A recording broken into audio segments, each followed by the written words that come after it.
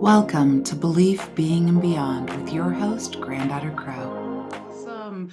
So, hi everybody, Granddaughter Crow here. Welcome to another episode of Belief, Being, and Beyond.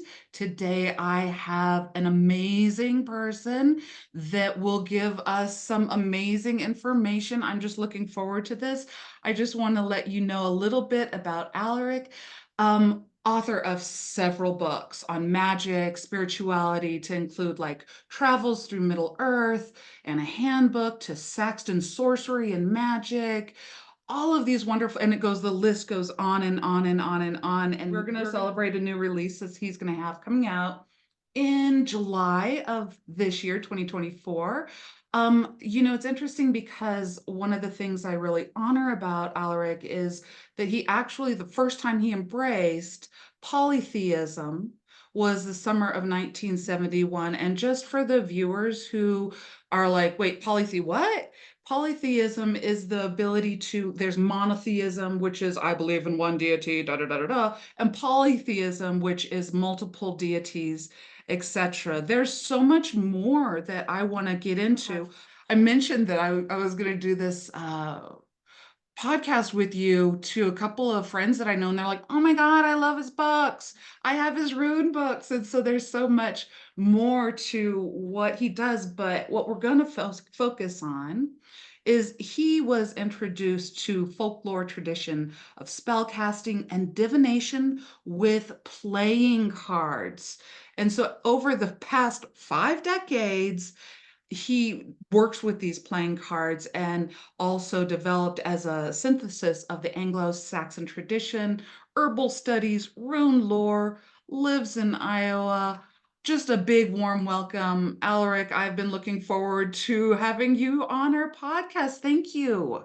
Thank you for having me. Absolutely. So, you know, this podcast is about, belief, being, and beyond. And so we do like to talk about spiritual belief systems for the individual, maybe even broom closet person who is sitting there going, I don't understand these things. And then looking at you with your history, can you give us a little bit more about that? What is polytheism? I mean, that's a huge question, but I just want to know, what is your positioning and how did you come across that?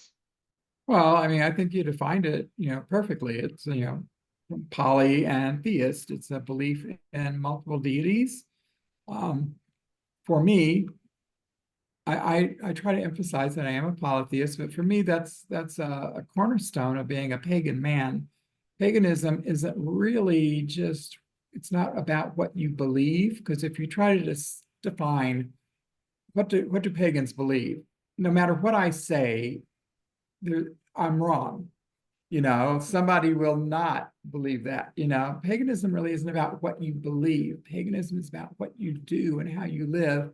And the thing that really defines pagan people is not just polytheism, but the idea that you respect. I mean, okay, I have specific deities who I worship myself.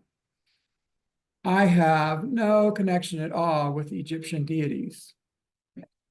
But as a polytheist and as a pagan man, I do not pretend that those deities are any less important or any less valid than my own.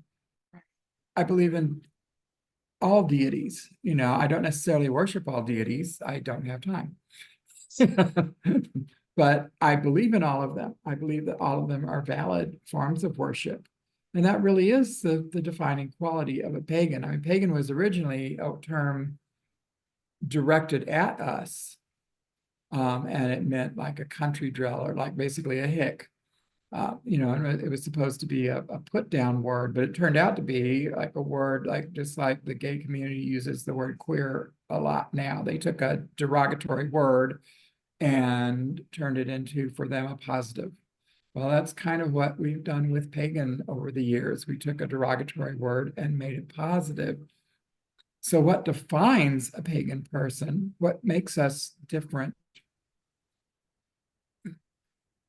You could even be a Christian and be a pagan person. It's not very common, but you Right. could. They even have a name for themselves. They call themselves Christo-pagans.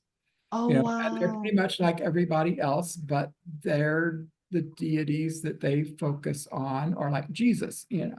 Yeah, But the difference, the distinguishing difference that makes us pagan is that acceptance. There's this idea that the early Christians were persecuted because of their beliefs, but that makes no sense because the Romans were pagans. Makes literally no sense. You know, the early interesting. Christians were persecuted for being disrespectful to other religions and, you know, vandalizing temples and things like that. It's like nobody cared what they believed. You know, Right, look at Roman religion. They had like what, 7,000 different deities, you know, do you right, really think they said, oh, no, we don't got room for another one? Yeah, no, right, it's like they didn't care. Pagan people don't care what other pagans believe. We might take an interest in it. Yeah. right. I love So, that. yeah, yes, I am polytheist, but I want to make it clear that doesn't necessarily mean that I am limited by that. That makes Right. sense. Yeah, that is a part of you. And the fact that you discovered it, I mean, honestly, half a century ago just gives me a lot of honor and respect to you as how many different things that you've actually, movements, so to speak, that you've seen within the pagan community, within the metaphysical, and then all of a sudden you've got this and you've got that. It's spending time with you is just to kind of gain that, like that information that you just gave. It's it's interesting because in this day and age, we kind of go, oh, well, this is the new fad. Everybody needs to do the tarot. And it's like, well, it's not really a new fad. We know that. But Bad. yeah, it's a very ancient wisdom. But what I'm thinking is that one of the things that you probably have seen or learned about was the time before it was okay to have a deck of tarot cards in a lot of different communities. Now it's almost like we can take it for granted, at least here in the United States, in most communities. Or I'd love to hear what you think about that. I do feel like I might be slightly biased towards playing cards because when I first got into all of this, that's what we had. Right. I know there's this idea that tarot is something that we've been doing like, you know, since the Stone Age or something, but the truth is there were tarot decks in like in Europe, but they weren't very common. And in America, they were pretty much, you know, unknown until the early 1970s Yeah. when US Games bought the rights to the Waite Smith deck and Right. began marketing it and putting them. I mean, there were like I think maybe three New Age stores in the whole United States, but they didn't call them New Age stores. They Right. were just occult bookstores or something. Books. But you know, they started marketing them, and you could go to your Walden Books or any place like that, and suddenly you saw these decks of tarot cards, or as many people were still saying it then, tarot cards, because nobody had even heard of them. You know, and you know, when I first saw my first deck of tarot cards, I had been like already using playing cards for several years. Wow. Now it's not a contest, you know, so it's Right. but I'm saying it's like that's why, because when I Yeah. first learned how to do divination and things, there literally were no tarot cards.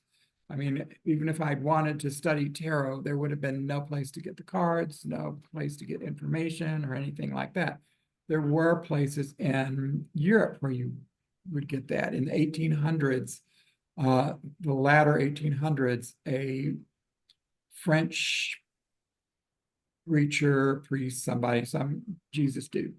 Um, he wrote a book about tarot and presented it as a means of doing divination. Wow. You know, so we know it goes back at least to the 1800s, but it wasn't something everybody had. You have, Right. you know, to tarot, you have to have a tarot deck. So yeah, that's why I'm smiling because now you need to find a tarot deck. I mean, you know, I have friends who you walk in their house and you'll stumble over the tarot decks. Yeah, and in some ways, I'm not saying that's bad. I think it's just wonderful. To me, one lovely thing about the tarot, it's kind of like this art form that Yes. is specific to the magical community. Yes. And in that way, I have a deep appreciation for it because it is beautiful. There are many, many beautiful tarot decks. Um, I have a bunch of them. I don't really know how many, probably 24 different decks, because they do have 200 decks. I mean, there are Yeah. people who collect these things all the time, which is wonderful too. It is a wonderful art form. But it didn't always used to be that way. The first one obviously was the Waite Smith deck. At the time was called the Rider-Waite deck, because Yes. this was 50 years ago, nearly 50 years ago, when, if you were not a man, you didn't count. So Pamela Smith was kind of totally ignored. But I see that's changed a lot now. I mean, you will hear more people refer to it as the Waite Smith deck, since she was the person who actually painted all of those pictures, all 78 of them. Oh, Yeah, yeah, Waite was kind of like a collaborator, like, hey, why don't we try this, yeah. And Ryder, that was the publisher, had literally nothing to do with the deck at all, other than printing them off, you know. Wow. Ryder had a penis. Yes, Right. his Okay. name goes on it. But I That think is we're so much more interesting. aware of Pamela Smith, was the actual artist who, and she was a magician in her own right, who I love created that. that, what is essentially the deck that all modern decks are based on. Right. Yeah. Right. Until Absolutely. then, up until then, tarot was just another, deck of cards. They had, in the 1500s, the what the magician people would call major arcana. They added a trump suit to your deck of cards, and they put on a lot of Roman Catholic imagery, and also everybody would know that even though they were, you had to spend a king's fortune to have one of these decks made for you, you were a Right. good Christian.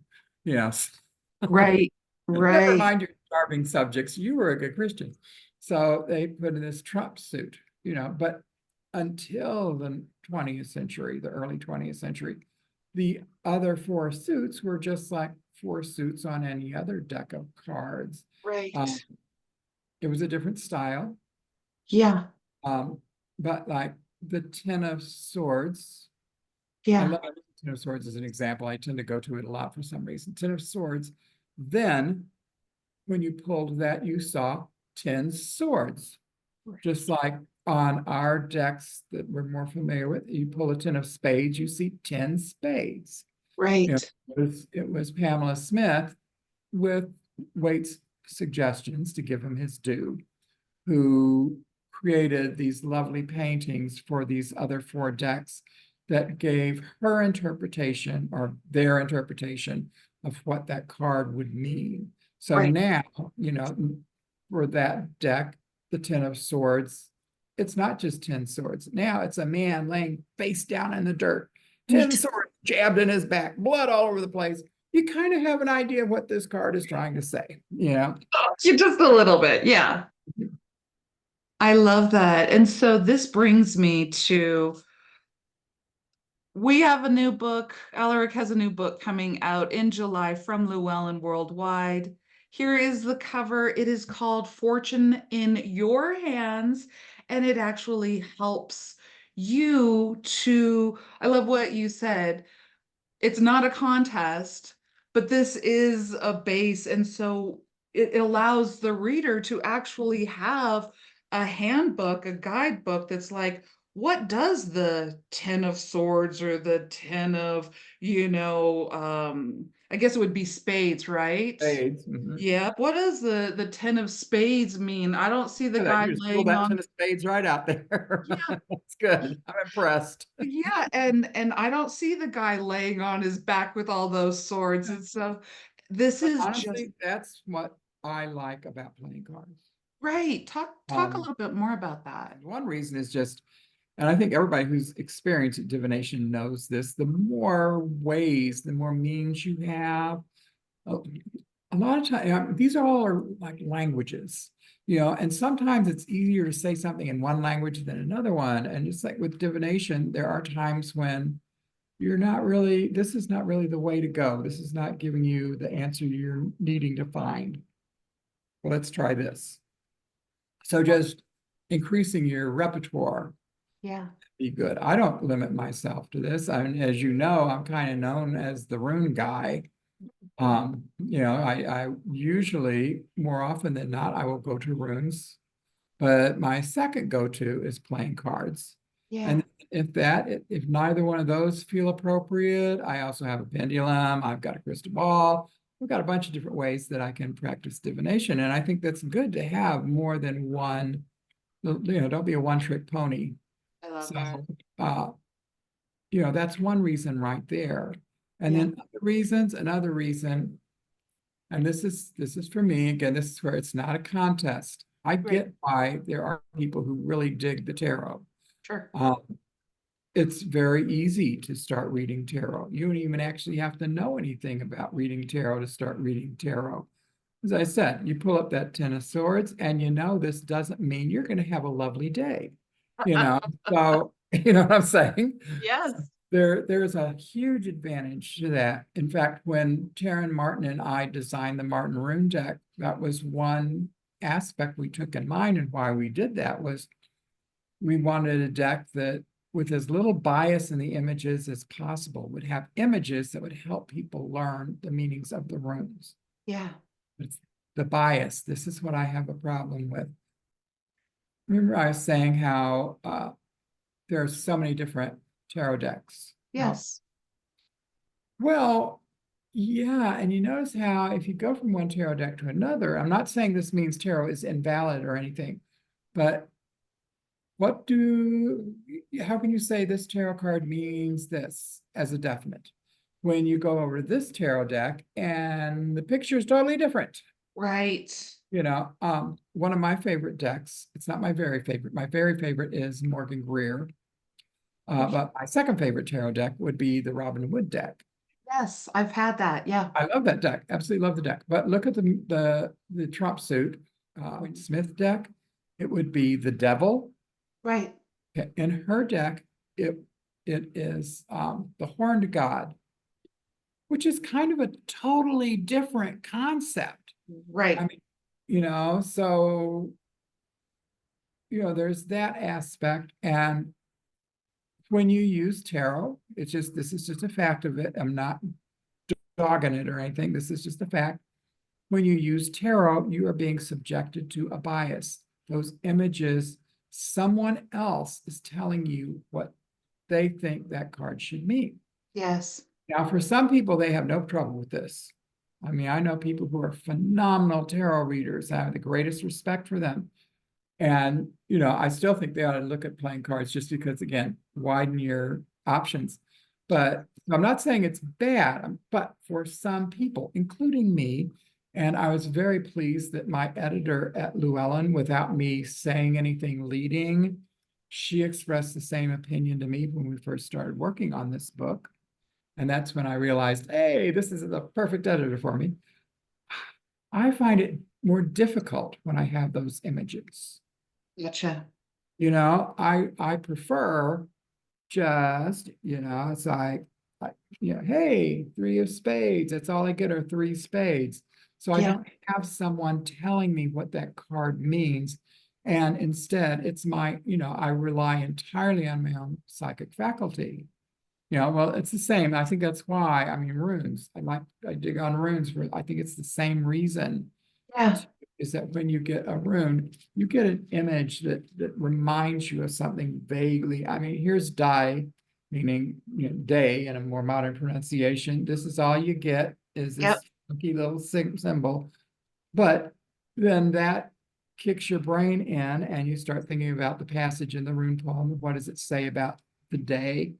And, for me, it's an easier or a more inspiring way. I don't know how to put it, but that's one more reason why you might want to learn how to read playing cards is because you're doing something that everybody else isn't doing.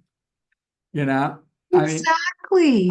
and there's another reason why I get a little smile on my face sometimes when people are talking about this sort of thing, because in the early 1970s, I mean, like I said, I'd been doing this for a couple of years before I ever heard of tarot. By the late 1970s, everybody was doing tarot. So when I started to do, doing tarot was this really cool exotic thing that nobody was doing. Well, we reached a point in history where, oh, you read tarot? What? Right, I mean, right. again, not putting it down, but it's like everybody reads tarot. So there is a kind of exotic, cool thing. Um, you still saw people using it, playing cards. They are prevalent, in most folk traditions, I love it. traditions that aren't really part of the New Age thing. And um, in Kansas City, he's passed away since then, but there was a television show on the educational channel or whatever, PBS. Right. Uh, it was called Psychic Voyages. And a man named David Schneider did the Psychic Voyages show once a week. And he would have someone on as a guest speaker who he'd interview for maybe like 20 minutes or so. And then for the rest of the show, he would read cards. Nice. And cards he used were playing cards. So, it's like there's never been a time when they weren't being used. People have Right. continued to use them, but now they are almost like a novelty, and that could be a reason in itself to learn how to use them, because you're doing something that everyone else in your coven or community is not also doing. Exactly. And I mean, that's one of the things I think it's just so cool.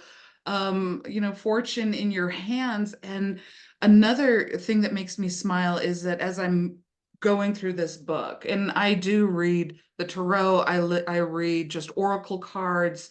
I work like with you, I read a lot of different things. Thanks. And it depends on what I'm doing.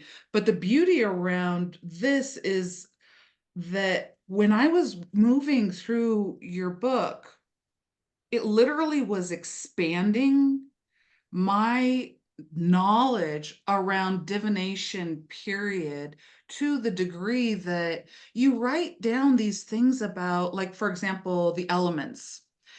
I just kind of grew up thinking, oh, the elements, earth, air, fire, water. But in the book, you really get into what is it? I think the Hippocratic Oath, like, this whole elemental thing. I don't know if I'm off or what, but can you school me a little bit I mean, expanded my mind with just the elements and where they came from and all of that and the wisdom. Okay, yeah, I can do that. In fact, that's kind of one of my favorite subjects. So, but that's kind of where I started learning about this. In the mid 80s, I had been, yeah, so mid 80s, so I'd been practicing witchcraft and things like that for like, no, 15 years or so.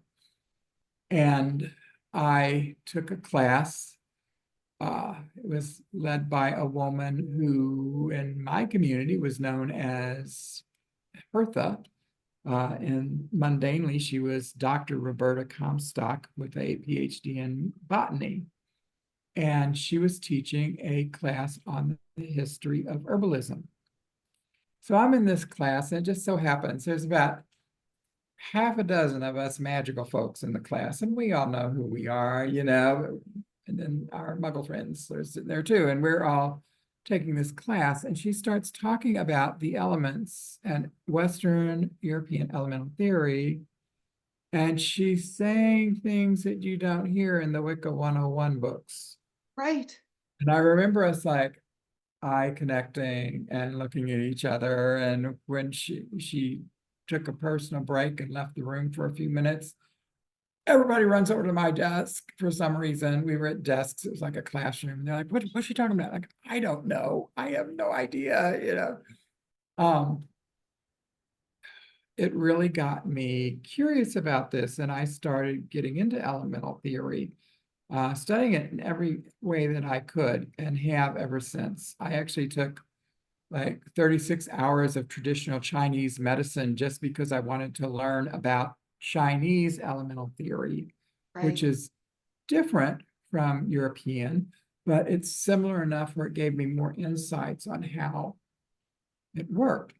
And, I mean, in the New Age community, you hear about the elements all the time, but there's really like no understanding of what these elements are. Like when we say water, we're not talking about physical water. When we say earth, we're not talking about, garden soil. Elements are, I think the best description I've ever heard was they are poetic expressions of states of energy. So in other words, the elements the elements define the temperature and humidity of anything that's out there. So in other words, if it is cold and moist, that is water, and these are not static things. Water doesn't stay water. Aristotle was writing, I'm going to very much paraphrasing Aristotle here. I don't remember exactly how he said it, but essentially what he was saying was like, if you have, these are constantly transforming. And then if you have water, if the water begins to dry out, the water energy turns into earth. On the other hand, if you have water, if it's not drying out, but it's warming up, it transforms into fire. So and this was like a cornerstone of European science and medicine. It was the cornerstone of Hippocrates' theory of humors, which was the basis of European medicine for like 2,000 years. Wow. So, these are long-standing European concepts, and they affect everything. If you're an English-speaking person, it affects the way you think. Yeah.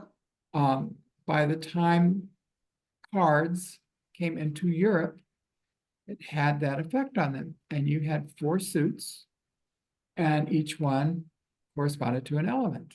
Wow. Now they were different. The clubs were polo sticks. Right. Okay. Okay. Yeah, they didn't stay polo sticks very long because polo really wasn't a sport in Europe at the time, so nobody really knew what that was. So Mhm. immediately, I'm going to do that real quick. Immediately, polo sticks became other things. They Okay. became just sticks, some kind of stick. They were called batons or wands or staves, or in France and England, clubs. That's where you Wow. get your clubs, okay? And the clubs corresponded to fire. Okay. Got it.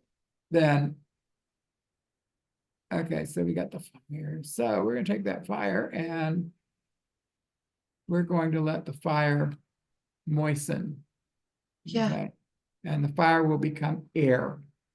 And when you Okay. have that, now you have a different element, you have a different suit. This other suit, it was not a stick. The other suit was the metal pointy thing tool. It's a metal tool. So if Right. you were a warrior type, it was the sword, and you see that in the tarot, the suit of swords, because it came from the Latin style of cards. If you worked with the style of cards that were popular in England and France, it was the gardener's tool of the spade. Oh, wow. Okay, but it's the metal tool. Okay, when you get into, I'm going to skip across. We're going to like totally go to the opposite here. Uh, if you want to go to Earth, Yeah. Earth, the symbol had to do with Earth, which was associated, always has been associated with wealth. Perfect. I mean, that's where do gems come from? The earth. Where do precious metals come from? The earth. And even if you're not one of the, the 1%, where does all of your prosperity come from? Yeah. Your food, everything, your sustenance comes from the earth. So that wealth, and so that was depicted in some decks as coins, or, if you had enough coins, these are a girl's best friend, Yeah. you know, Diamonds. Yeah. diamonds, and then our final element, of course, was water. And this Right. is the one where it really looks like there's a disconnect. because in the Latin deck, which became the foundation of the tarot deck, that was cups or chalices or something like that. Right. Whereas the deck we're familiar with, it's hearts Hearts. for water, which has to do with emotion and all. But think about it. The heart is for English speaking people, perceived, pre-anatomical medicine was perceived as a sort of container. Your heart is full of something, or your heart is empty. There's of course, you want it to be full because then you're happy and content and you have all this warm fuzzy inside you. But the heart was perceived as a sort of container. So there is a connection between the hearts and the cups. Wow. And, so this is how these four elements really shaped the deck. It shapes everything that we think of. There's a reason why we have 4 seasons. There's Yes. no natural thing, no thing in nature that makes it spring, summer, winter, and autumn. This is our elemental way of perceiving things. And in the olden days, it's like, the winter was connected with water, the spring with air, the summer with fire, and the autumn with earth. They had these associations with everything out there. And that understanding, Yeah. I, Yeah. I learned about elements really was what kicked me off, because when I learned how to do divination with playing cards, I'm making it so much easier in this book. I make it really easy for people in the book. But it is. But I learned you had to learn 52 different meanings. Right. Nothing to help you, just this card means this. This card means this. And yeah, there's no pictures. So even when you go through folk traditions, when someone says this card, this is what it means, it can be different from this person, from this tradition to this tradition. Right. But there's no definitive picture. Gotcha. Because of my elemental studies, it suddenly hit me, wait, no matter what, we were all working with the same thought processes, okay, wait, all these hearts, they're always about something about emotions. Yeah. The diamonds, it's always about something, fortune, but that could be a lot of things, not necessarily material, like money. It could be your reputation, but something about your well-being and your fortune. Gotcha. And fire, when you get to the clubs, it's something transforming, some kind of transformation. And then spades, now we get into the air, we get into wind, and you're talking about movement, some kind of changes, and that, there's different kinds of change. Your fire, your clubs give you changes in transforming. Your spades give you changes in we move it. We're moving it over here somehow. Right. And that was a little light bulb that came on in my head. Yeah. And really looking at the cards and what they meant to me and other things I've heard from other people. And I realized that we're all working with certain things. Numbers have certain associations to us. Yes. If I say, hey, he's number 1, you don't have to ask me what I mean by that. Right. And so numbers affect how we perceive, and the elements affect how we perceive as English-speaking people. Yeah. And when I saw that, I realized this is how people are reading these cards. These are the meanings that are being attributed to them. And how it's attributed to tarot too, I think, mostly. Yep. Because remember me talking about the Ten of Swords. Yep. And it's different from the Ten of Spades. When you're dealing with the Ten of Spades, you're dealing with a powerful force of wind, something that's devastating. It's very often interpreted as sorrow, because it's the tornado coming through, blowing everything away. Yeah, well, you can see how somebody would interpret that as the guy with all the swords stuck in his back. Right. Yeah. So there was a connection there also. And then I hit a certain point. I was very nervous about doing this book because I am kind of the rune guy, and I felt like people were going to be like, why is he doing this now? But it is something that I still use sometimes because I love using it, and it works really, really well. And I realized, this is something people aren't doing, and I didn't want to die without sharing it to everybody. So, Right.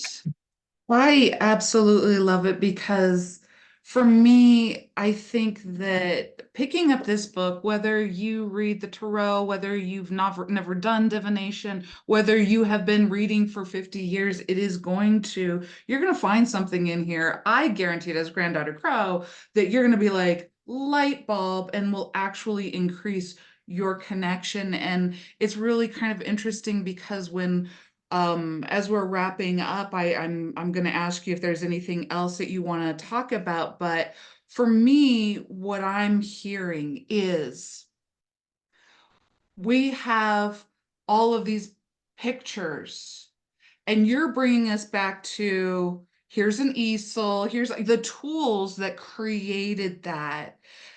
Here, as you know, we have all these pictures, and you're like, and here are the building blocks that we came up with this way of thinking. And if you are in an English speaking society or in a totally different society, these elements could move either way. But these are like, for me, I'm hearing building blocks, I'm hearing building blocks, and my relationship with the elements was completely expanded. And now it's just like, oh man, I was limiting my own understanding. So even individuals even just pick it up for that. But like Alaric said, he breaks it down. Like the first thing that I did when I picked up this book was I was like, babe, go to the gas station, give me a deck of cards. I'm like, I gotta check this out. And you also go through, how to cleanse them, or how if somebody accidentally picks them up and plays old maid with them, how to re-cleanse them, and all of those beautiful things. And I literally have been having a wonderful time. It's bringing out a different aspect of my personal psychic abilities where I have to move and lean truly into that type of elemental energy and how that number comes up, or what does the queen and all of those mean to me. So I'm just giving you huge plugs again. You guys have to see. It's coming out in July 2024. Fortune in Our Hands by Alaric Albertsson, and it's Llewellyn Worldwide. I just love it. I love it. I love it. So, as we start wrapping up, is there anything else that you wanted to share, like about the art of divination or your experience? I know that's a very broad question. I just want to make sure that we leave room for anything that has popped into your psychic abilities or passion that you might want to share with the audience about the book and divination. well, you kind of, I'm loving this because hearing you talk, I can tell that you are getting my message in the book, because that's something I really tried to emphasize in it also. I know people need, you do need that little push. Nobody just starts walking right away. So I have 4 chapters where I will talk about each card and kind of hint at this is what that card should mean. Okay, and this is why. But ultimately, with playing cards more than most divination systems, your psychic response is what's very important. I try to emphasize that in the book. Um, just for an example, for me, when I'm reading, but only when I'm reading for me, okay? The 7 of Hearts means me. If I'm reading for anybody else, that's not what the card means. But that's the relationship I have with it. And if you're going to be a good reader, and I think this is important for anything, it's especially important in playing cards because, again, there's no pictures, but for any kind of divination, the important thing is what's coming out of here. If you get a gut response, if you pick up, the 3 of Hearts, and that usually has something to do with like hobbies and general, things you do for pleasure, but they're not horribly exciting, but they give you pleasure. But you're not getting that. You suddenly get this other impression, a very strong impression. Go with your impression. Because you know what these cards mean? You know what tarot cards mean? None of those cards mean anything. They are cards. Right. it's not coming out of here. It's not real divination. That's what you have to get in touch with. And again, for me, it's easier with tarot cards and easier with runes to do that. But whatever your medium is, realize that your instinct, your gut feeling, your intuition, that's where the real divination is taking place. I love that. I absolutely love that because that is a very empowering, own your magic Absolutely. Big statement. on that. Big on that. I love it. I love it. So, just in wrapping up, thank you so much for showing up to join us on this podcast. It's just like an honor, and I'm just really excited. Everyone, please, this is good no matter what type of divination. This will give you some information. Plus, then you can take your little deck of cards and carry them in your bag. And even if you're working in the muggle world and you're like, should I ask for the promotion? What should I do? You could be Mhm. pretending to play solitaire on That's your little true. desk.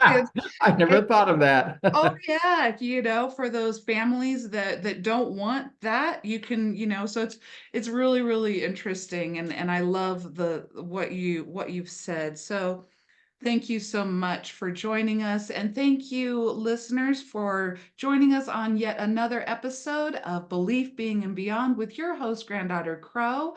If this spoke to you, please like, subscribe, share. Also, you can write a review wherever they let you write reviews. We are on YouTube and we're on anywhere that you can get your podcast. Alaric, thank you so much. It's been Thank an you. honor.